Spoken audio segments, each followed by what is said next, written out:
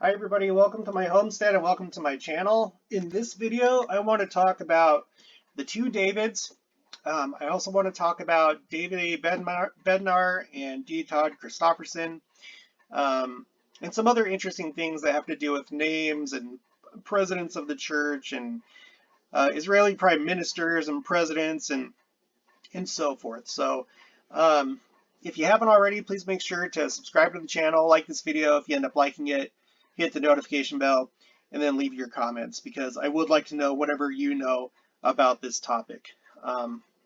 So I wanted to do this video because I had heard in a video, and I could be wrong, I think it was Jody Stoddard's video series that talked about the two Davids, that there's like a belief that the two witnesses would be named David. So that really interested me. And I've tried since that time, and that was a while ago, to find out where that comes from, and I can't find it. Okay. I'm going to show you what I've found. And if you have a source to what she's talking about or others are talking about, let me know because I'd be very interested to take a look at that. But I'll show you what I found. I did find some interesting things and some things to think about, so hang in there with me. So you don't really come up with much when you do a search. I did a Google search, I did a DuckDuckGo search, and just nothing was really coming up. I came across this message board from a long time ago.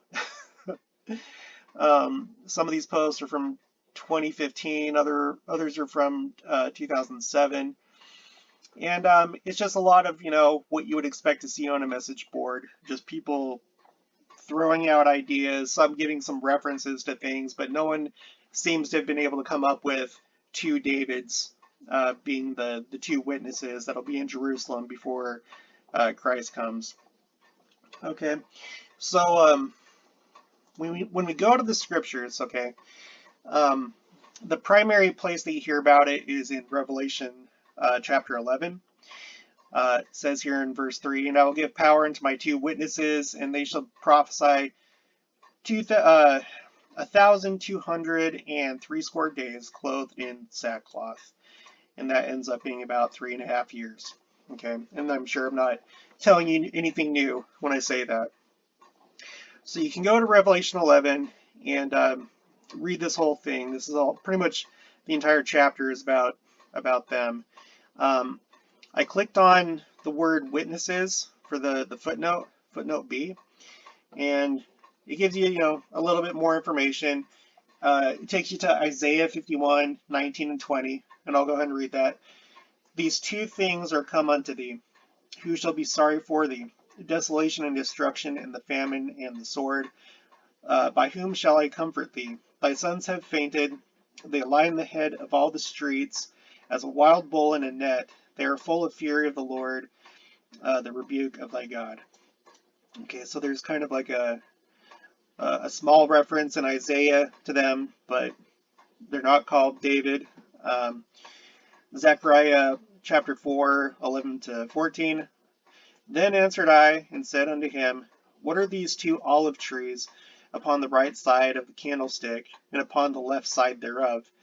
And I answered again and said unto him, what be these two olive branches, which through the two golden pipes empty the golden oil out of themselves? And he answered me and said, knowest thou not what these be? I said, no, my Lord. Then said he, these are the two anointed ones that stand by the Lord of the whole earth. Okay, no mention of the name David. 2 Nephi chapter 8, verses 18 to 20. And none to guide her among all the nations she hath brought forth, neither that take her by the hand of all the sons she hath brought up. These two sons are come unto thee. Who shall be sorry for thee? Thy desolation and destruction, and the famine and the sword. And by whom shall I comfort thee? Thy sons have fainted, save these two. They lie at the head of all the streets as a wild bull in a net. They are full of the fury of the Lord, the rebuke of thy God. So that's just another telling of this these verses from Isaiah with some differences. And then Doctrine and Covenants, section 77, verse 15, and that's the one where you have all the questions and answers about the book of Revelation. Question: what is to be understood by the two witnesses in the 11th chapter of Revelation? Answer: they are two prophets that are to be raised up to the Jewish nation in the last days at the time of the restoration, and to prophesy to the Jews after they are gathered and have built the city of Jerusalem in the land of their fathers. And I'm assuming that when it says to build the city, because by that point, I think Jerusalem, it was already, I believe it's always been a city. I know that the walls were built up back in, I don't know when it was, the 1400s. Don't quote me on that. Okay, it's not a big deal. But I know that Israel, the nation, got control of the city. I believe after the 6-Day War, they got Jerusalem essentially, and it's still kind of a sticking point between them and the Palestinians, and there's that whole conflict. But anyway, let's get back on track. I've looked at other footnotes. I don't need to go through them all, but I can't find anything in the scriptures that say anything about the two witnesses being named David. All right, so let's go ahead and move on. And I think maybe where some people are getting this idea from is this, okay? The prophet Joseph Smith taught, quote, the throne and kingdom of David is to be taken from him and given to another by the name of David in the last days, raised up out of his lineage, end quote. Elder Orson Hyde, in his dedicatory prayer on the Mount of Olives, October 24th, 1841, prophesied that the Jews would return to Jerusalem, and that in time a leader called David, quote, even a descendant from the loins of ancient David, would be their king. This predicted figure corresponds to the promised messianic servant. Hosea, speaking shortly before the loss of northern Israel, foretold that Israelites would return in the latter days and seek the Lord their God and David their king. Jeremiah prophesied of Israel and Judah's future righteousness and of, quote, David their king, whom I, the Lord, will raise up unto them. And then it just kind of goes on. Don't worry, I'll leave all these links in the description below. I do that for all my videos, just in case you want to go see this stuff for yourself. Okay, now here's this article from Rodney Turner, BYU, talking about the two Davids. So let's read a little bit of that. Two Davids appear in the Old Testament. Although separated by 3 millennia, they are bound to one another by blood and by promise. The first ruled Israel in the 11th century before Christ. The second will rule Israel in the coming age. Of the first, much is known. Of the second, much remains to be revealed. I'm not going to go through this whole thing. I'm just going to highlight a few things. Go down here. Okay, the second David. The king who will yet reign in Israel is the second David. A descendant of David, he will be the first king since Solomon to rule over all 12 tribes. Okay, so I don't know if that means, it seems to mean a political leader. I don't know. The message board that I just showed you, some people were thinking that it would be a president of the church, but then somebody else said no. So I don't know, but to rule over all 12 tribes, I don't know if that's in connection with the belief that there literally is a group of the lost 10 tribes that are unknown to our civilization and to the modern world that will literally actually come back, and then this will happen. Or I don't know if it has to do with the prime ministers of Israel, which we'll get into that in just a little bit, but the first prime minister's name was David. I don't know. Let's move on. He is mentioned by name in Hosea, Jeremiah, and Ezekiel. Hosea, a prophet of the northern kingdom of Israel in the 8th century before Christ, wrote, and we read that, over 200 years later, Jeremiah prophesied I'm not going to go through all that. And then there's something here. Okay, Joseph Smith's teachings. Neither the prophet Joseph Smith nor any of the earlier leaders of the church ever established the actual identity of this David. After the prophet's martyrdom, however, it was rumored in Nauvoo that he believed that one of his posterity, possibly David Hiram Smith, a son born in November 1844, would be that David. Which is interesting because I thought that Joseph Smith, well, I know that he was a pure Ephraimite, and I would assume that his family probably would be too. I don't know if that could mean that there's some of David's blood mixed in there, because if it was, then he probably wouldn't be pure, but I don't know what that means, so I'm not going to make a big deal out of that. While such a notion is ludicrous to us, gifted as we are with 145 years of hindsight, it must have seemed plausible at the time. In late 1844, Oliver B. Huntington was living in the prophet's home, the mansion house. In his diary, he wrote of David Hiram Smith. At the time of his birth, it was intimated by old Mrs. Durfee and others that Joseph the prophet said that he, David Hiram, which name Joseph gave before his death, was to be the David the Bible speaks of to rule over Israel forever, which David, spoken of, most people took to be the old King David. Okay, so you have some there. You'll have to go through this yourself if you want to get everything out of this. But I'm just going to jump down here to the conclusion so that this video doesn't go for 5 hours. Conclusion. David of old personifies those who, aspiring to the Father's richest blessings, enter into the most solemn of covenants in the house of the Lord. Those who prove faithful in these covenants, as David did not prove faithful to his, will be numbered among the kings and priests, queens and priestesses composing celestial Israel. The second David personifies them. We must never forget, however, that all the aspirants for exaltation ultimately rely upon the merits of the Holy One of Israel. All right, and then it goes on. So there you have it. That's really all that I could find in regards to any concept of two Davids.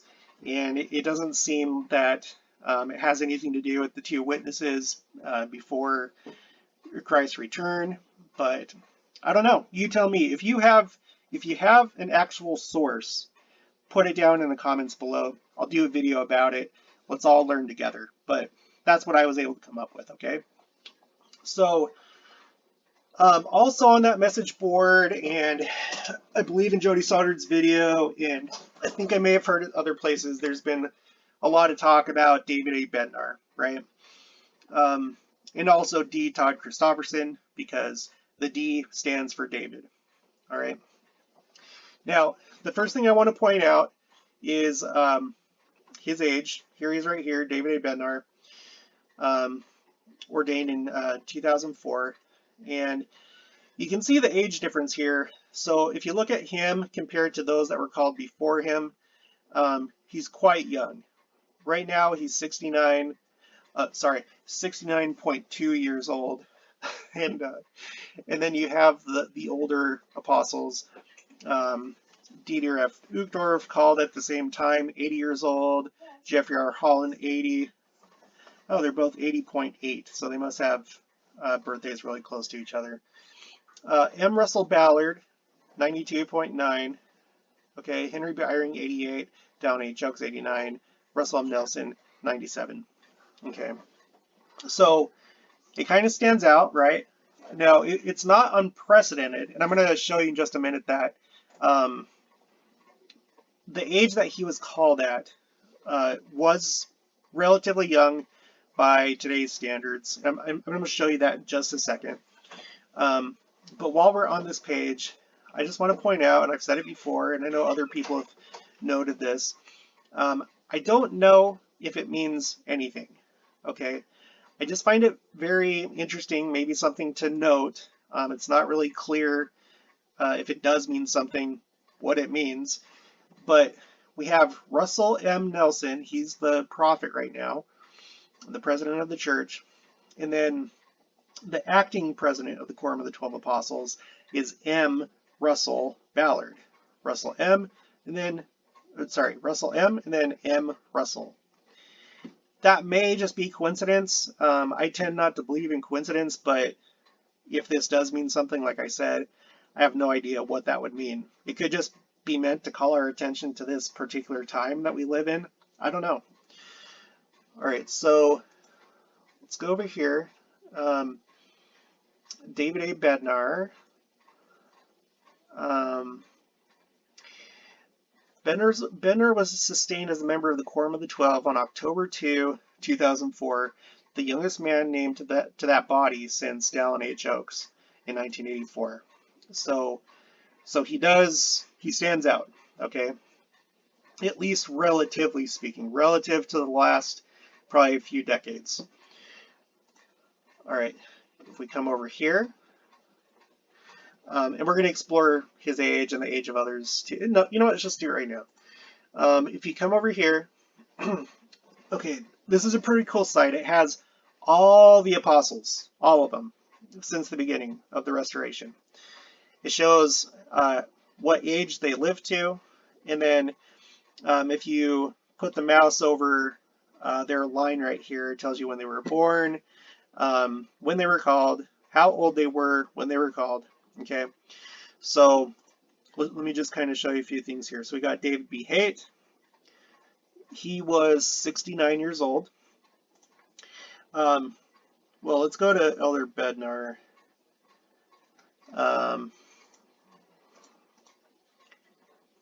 Did it say here? I think he was, gosh dang it. Okay, I thought that I had this up. Oh yeah, okay, it's on this one.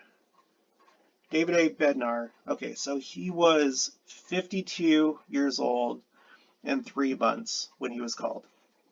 Okay, so let's go back here. So remember 52 for David A. Bednar. So David B. Haight, he was called at 69. Gordon B. Hinckley, 51, so that's younger than Elder Bednar. Russell M. Nelson was 59. LeGrand Richards, 66. David L. McKay, 32 years old. That's younger than me. I couldn't imagine being an apostle at this age, but it happened. So, okay. Joseph Fielding Smith, 33 years old. Ezra Taft Benson, 44 years old. Charles W. Penrose, 72. M. Russell Ballard, 57. L. Tom Perry, that's more recent. He was called at 51 years old, almost 52. Hugh B. Brown, 74. Wilford Woodruff, 32. Joseph B. Worthland, 69. Boyd K. Packer, 45 years old, so that beats Elder Bednar. So I just wanted to do that just to show you that it's not like unheard of, but within recent history, it is a little bit of an anomaly. Okay, so let's read what the Salt Lake Tribune said when he got called. There's something interesting here. Okay, sitting in the red plush armchairs of the LDS Conference Center podium reserved for the faith's apostles and staring out at 21,000 assembled Mormons, David A. Bednar couldn't stop thinking about an old Sesame Street song. One of these things is not like the others. One of these things just doesn't belong. And I remember that at the time. I was like, wow, that is pretty young. He compared to the other apostles, he definitely stood out. And I took it at the time as the possibility and likelihood that he would probably someday become the prophet. And I think that's actually probably all but certain. So we'll just have to see, how the future goes. But even in his humility, Bednar, who was named an apostle on Saturday, believes he was called to the church's highest quorum by a prophet of God. That makes it a decision he supports unequivocally. And he didn't have much time to fret over it. Here's the interesting part. LDS Church President Gordon B. Hinckley made the call to Bednar on Friday afternoon, less than 24 hours before it was announced at the church's semi-annual general conference. So I'm sure that he was at least made aware that he was being considered. I would assume, because I would assume that they probably had interviewed people. I don't know how that process goes. I don't know if it's like, I'm sure it's like with stake presidents, and bishops, how they interview people first and then pray about it and whatever. But it's interesting that it wasn't until like the final minute that he was actually extended the call. So that stands out. So here you have a guy, an apostle that is relatively young compared to apostles nowadays, and it seems like there was a lot of thought going on, or I don't know, maybe President Hinckley didn't receive the answer until that very day, but it's just another oddity. So kind of like two anomalies, so to speak. Okay, so just really quick, here's the seniority chart here. You have President Nelson at the top, of course. After that is Dallin H. Oaks. After that, M. Russell Ballard. So you have these two, Russell M. and M. Russell, sandwiching Dallin H. Oaks. And I'm pretty sure that Dallin H. Oaks will probably become prophet. He is 89 years old. And President Nelson just turned 97 just a little while ago. I think it was last week. I did a video about that. Yeah.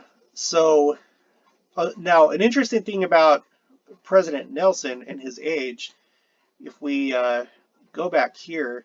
So again, this is all the apostles of this dispensation and how long they lived till.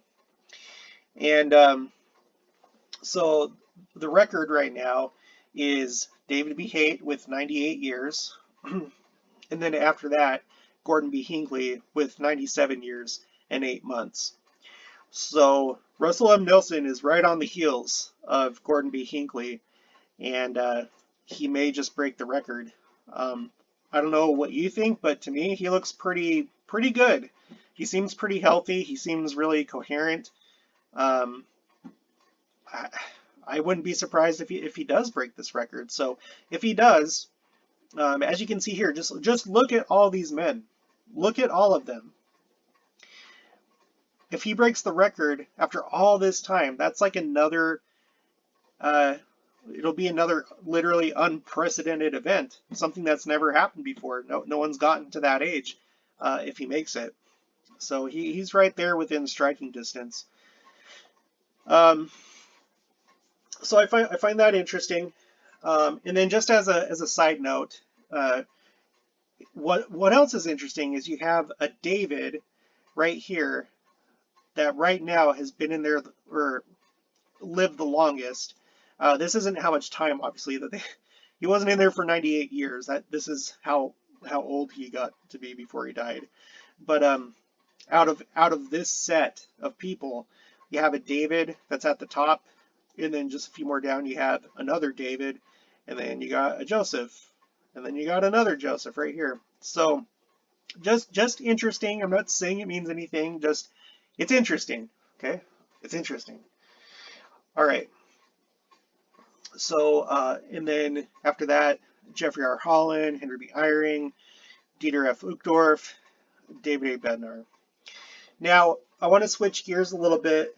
Okay, so let's pretend that this theory is true, that the two witnesses, the two candlesticks, The two olive trees are supposed to both be named David.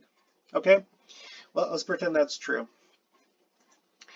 One thing that's interesting is David A. Bednar, his current assignment is, or his area is the Middle East and North Africa, right?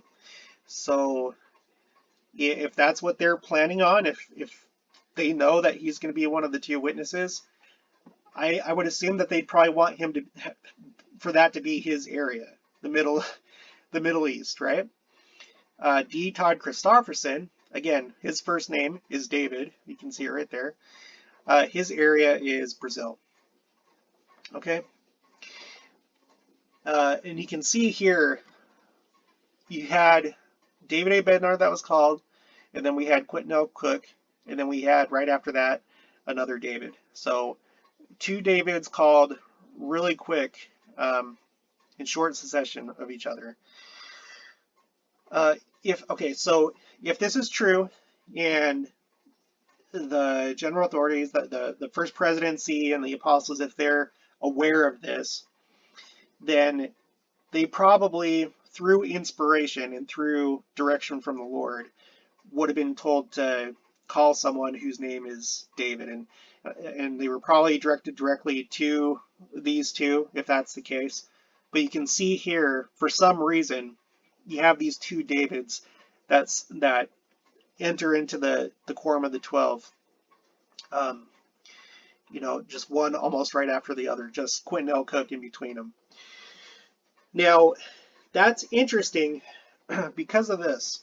Okay, let's go over here to the chronology.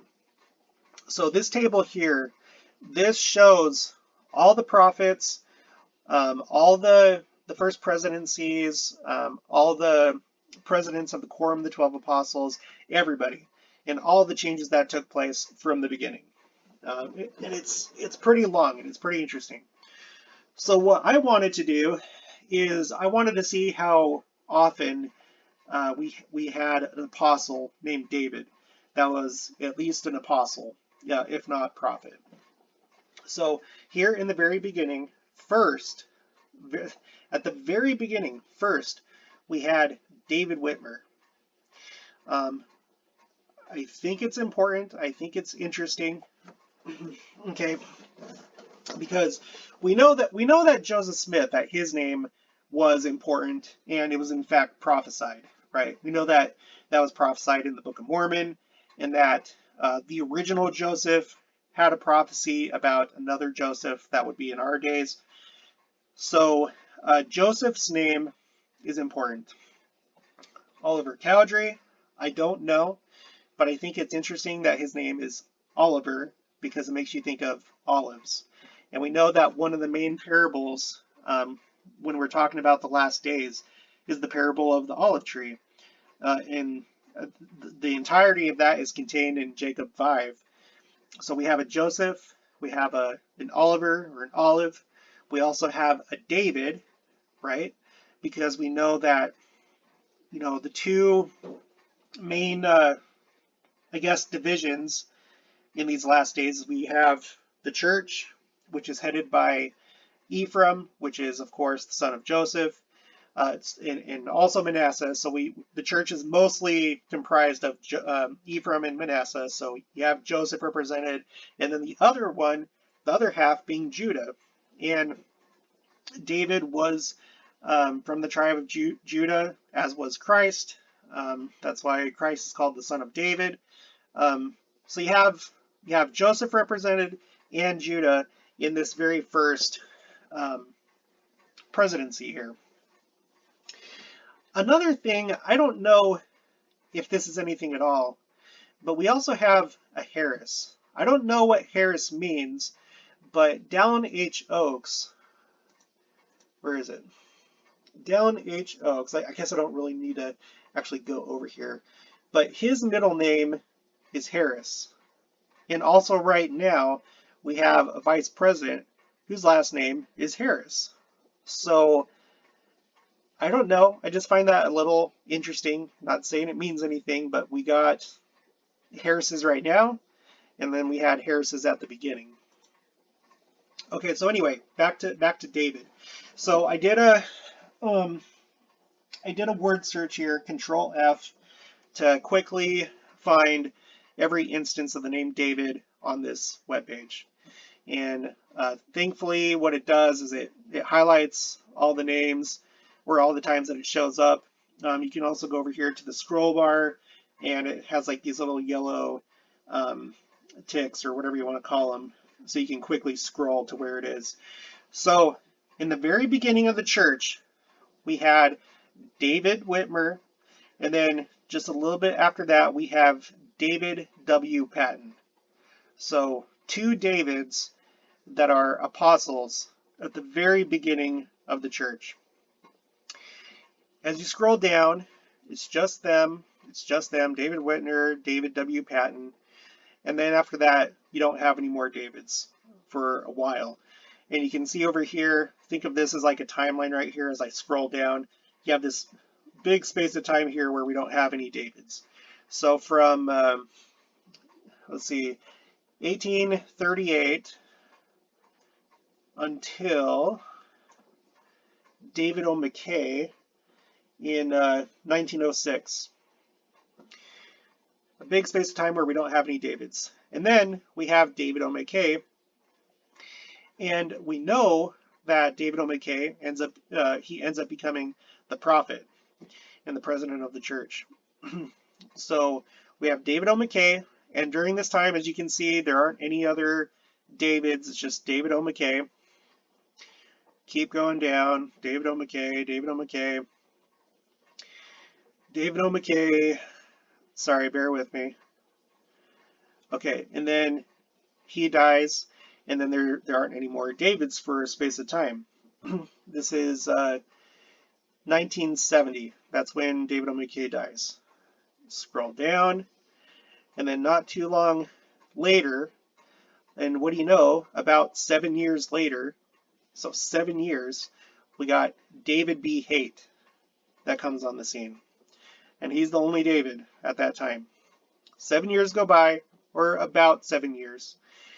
And from David O. McKay and then down to David B. Haight. All right.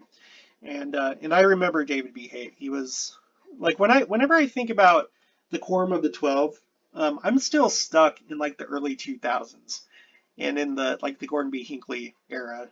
Like all the other like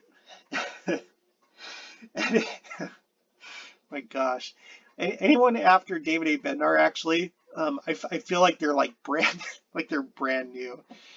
I'm getting older and older. But anyway, so David B. Haight, I remember him. And in my life, I see him as like one of the originals of my life.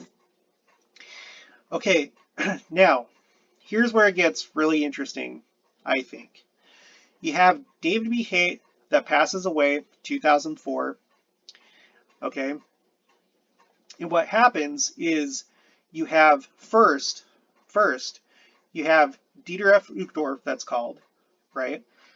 Because right before David B. Haight died, you had Neil A. Maxwell who passed away. So Dieter F. Uchtdorf is called first, and he replaces Neil A. Maxwell. Then you have David A. Bednar, who replaces David B. Haight. So here we have to kind of stop and think. If there are supposed to be two witnesses that are named David, or this David that's supposed to become the king of Jerusalem and Israel, if that's supposed to be one of our apostles or prophets or whatever, if there's some reason why we need to have we have to have a David or two Davids in the last days, this right here I think is some pretty good evidence, because we saw here that before this, the only other Davids that we had were David B. Haight, and then 7 years before he was called, David O. McKay, and then all the way back to the very beginning of the dispensation, two Davids. And now we have David A. Bednar, and we have D. Todd Christofferson. So we have two Davids again. This has only happened one other time in church history. It was at the very beginning. So is there any sort of symmetry within church history? Is it meant to be that it started with two Davids and then it ends with two Davids?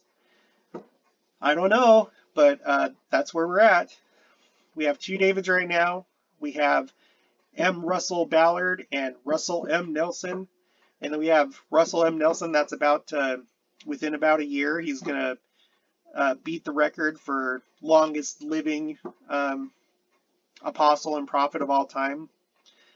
I don't know. I don't know what it means or if it means anything. It's just something odd to take note of, I think. I really think that we should maybe just take note of it. It could be a possible sign of the times. And then let's just finish off with the list of prime ministers of Israel and also presidents of the United States.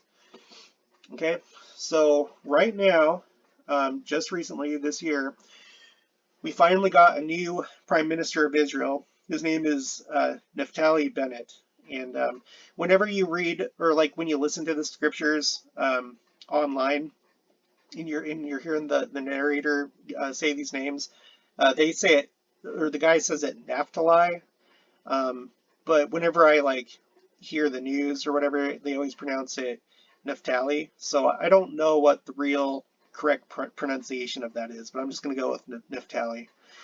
So the thing that's interesting here with these prime ministers is it all kicked off with David Ben-Gurion. He was the first prime minister. And I was just, I was looking to see how many of these prime ministers had names that were tribes of Israel, because we know that Naphtali is one of the tribes of Israel. So we have Naphtali, we've got Levi. Let's see if there were, then we had Benjamin. Yeah, Benjamin and then Naphtali. So just a few. And boy, he was there for a long time. And now we have somebody that's new. And I think that he's going to be pretty interesting, but that will be a video for another day.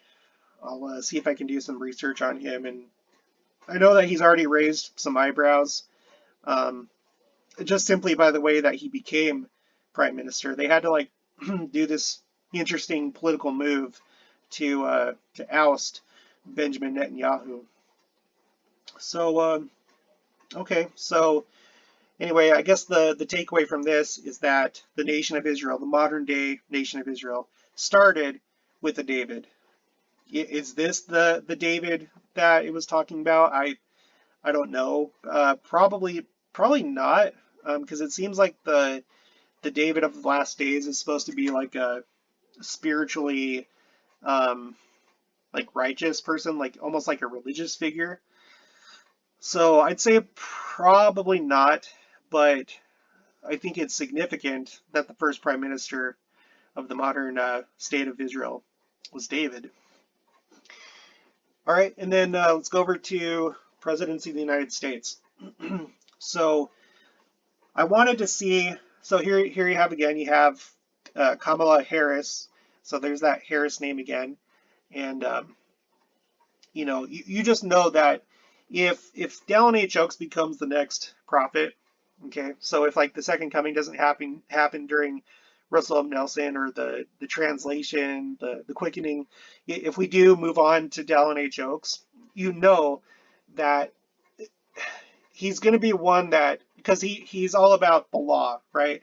Because for his profession, he was involved in, I think he was a judge. I know that he was at least an attorney, but I believe that he was actually a judge. And I know that he really enjoyed his career. And it was hard for him to step away from his career to answer the call, but he did. And just like how I made the point that right now there's a lot of focus on building Zion. And right now we have a heart surgeon. Could it be that the next phase, once Dallin H. Oaks becomes president, that we'll need him, someone that's familiar with the law, to essentially help defend the Constitution, or help defend the church in a legal sense, or help create the new Jerusalem and to create like a new legal system for the millennium. I don't know. But anyway, that's just a tangent on the name of Harris. So when we go here to presidency of the United States, okay, we know that Joe is short for Joseph. His name is Joseph Robinette Biden Jr. So an interesting name. Now, I don't want to go into how this all happened, how he became president. That's not the point of this video. The fact is that he is currently the president, and his name is Joseph. That's another important name because going back here, I did the same thing, the same search that I did for David, but I did it for Joseph. So let me just do that really quick. All right. And you can see here, we had Joseph Smith all the way until he was martyred and killed. And then we had a short space of time here. Let's see, 1845 to 1864 when we had Joseph Ingle Young. And then ever since that time, for a really long stretch of time, from, again, 1864 all the way down to 1972, we've had someone named Joseph during this whole time. And then there was another space of time here, so 1972 down to 1986, and we had Joseph B. Wirthlin, and then we're again without a Joseph. So that could be interesting in its own right. Okay, so it looks like he passed away 2009.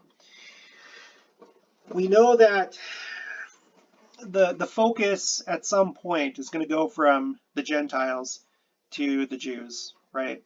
The first shall be last, and then the last shall be first. And we know that the Jews are the very last phase of the harvest.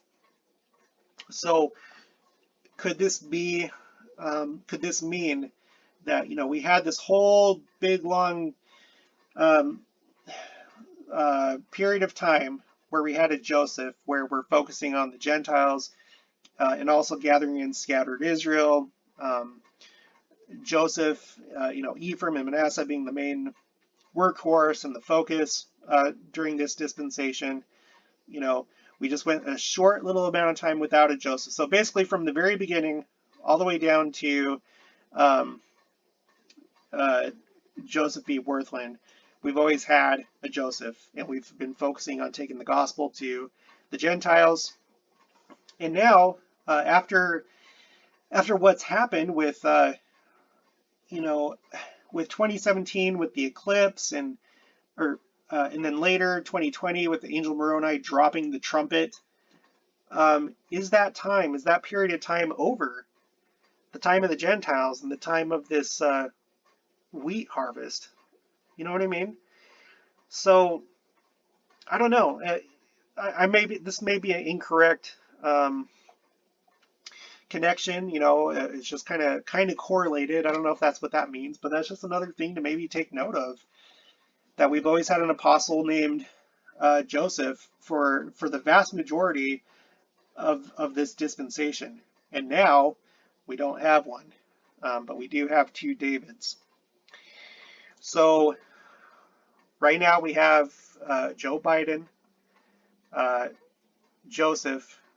Could this mean that this is the very end of the Joseph period, and now we're shifting back to Judah and the Jews?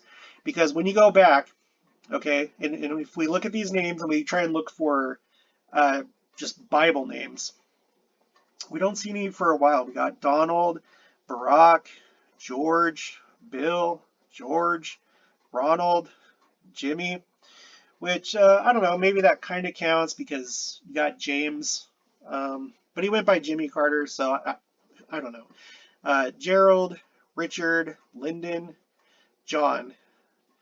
So, you know, it doesn't happen too frequently, it doesn't seem. Let's keep going. Dwight, Harry, Franklin, Herbert, Calvin, Warren, Woodrow, William, Theodore, William, Grover. Here's a Benjamin. Grover, Chester. Here's a James. Rutherford, Ulysses, Andrew, Abraham, James, Franklin, Millard, Zachary, which I guess you could say that's derived from Zechariah, I believe. James, John. It looks like he started getting a lot more Bible names as you go back in time. I mean, look at this. Andrew, John, James, Thomas, John, and George.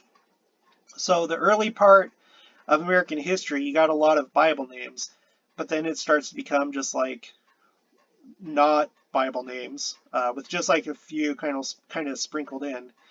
And now, at this very last stage, I think that we're at the last stage before the second coming, or at least before the quickening event.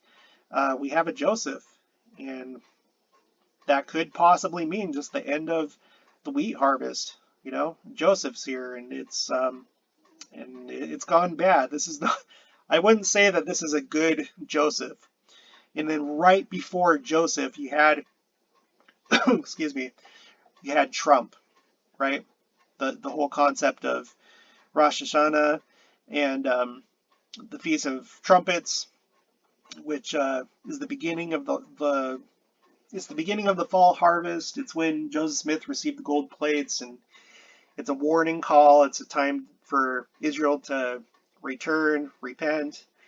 So we had Trump and Pence, Trumpets, and then right after that, Joseph. So is this the end of the era of Joseph in the time of the Gentiles? I think so. So I'm gonna end it there. I find this kind of stuff really interesting. You know, some may think that it's looking too far or too reading too much into things, and maybe that's true. But it's just some really interesting data points to at least consider, because we know that names have meaning. Names are important, especially, you know, when you think about the temple, or even just a reading of the Bible, you know that names are important. So it wouldn't surprise me if our leaders' names, whether they're political leaders or whether they're our spiritual leaders, mean something. And I think they do. I think that they are signs. And we know that for a fact. At least we know for a fact that Joseph Smith's name was prophetic, and it was meant to be. Not only him, but his father. So I don't see why the Lord wouldn't continue that pattern with other people. So yeah, if you haven't already, please subscribe to the channel, like this video if you liked it, hit the notification bell, and leave all your comments, all your sources. I'd really like to know if there is some kind of quote from somebody about two Davids being the two witnesses. I can't find that myself. And I'll talk to you guys next time.